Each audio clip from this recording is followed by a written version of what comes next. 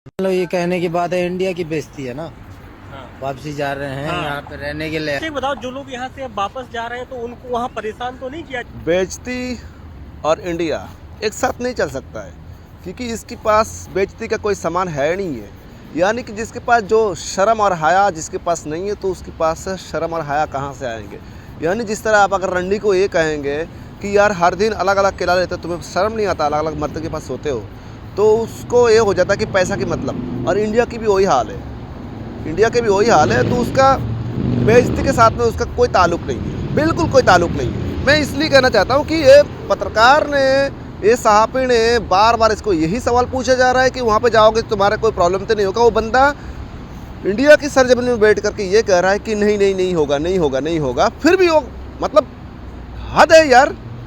जब भी उसको ये पता इंडिया में आने के बाद में, वो पहले बॉलीवुड मूवी देखते थे और उसके बाद बॉलीवुड मूवी देखने के बाद में जब इसमें आ गया, सपना में आकर के इंडिया की तरफ आने लगा। जब इंडिया में आया तो आने के बाद में ये देख रहा है कि यार पाकिस्तान से तो ज़्यादा हालत यहाँ पे ख़राब है। हम तो बॉलीवुड मूवी देख देख के आ गया। बाबा रामदेव की घुटने वाली कहानी सुन करके हम तो यहाँ पे आ गया।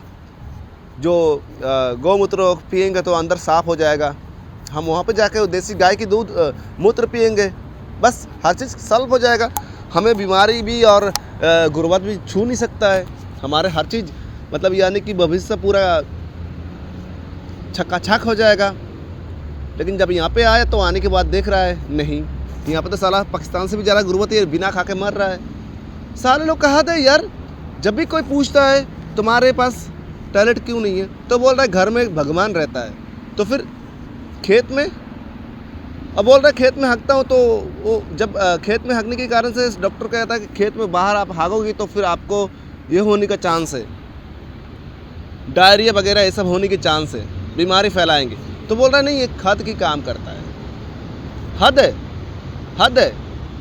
और वही चीज़ जा कर के खेत में जाकर जब शिवलिंग मिल जाता तो क्या कह रहा है कि खेत में तो शिवलिंग, कौन सी खेत में शिवलिंग मिला, वो भी मुसलमान की ज़मीन में। जबकि मुसलमान की ज़मीन देख करके ज़्यादा से ज़्यादा हकता है जा करके। और इनमें और एक बात कहने जाऊँगा कि इनमें से ज़्यादा से ज़्यादातर लोग नाजायज़ औलाद हैं। अब कहेंगे नाजायज़ औलाद मतलब क्या? मतलब ये है कि इनकी माँओं ने जब झाड़ी में जाके हक नहीं जाता तो इसकी पड़ोसी ने पहले से लंड खड़ा करके बैठा रहता है। मेरे बात थोड़ी सी बुरा लगता है ना, ये सच है, DNA चेक कराएं।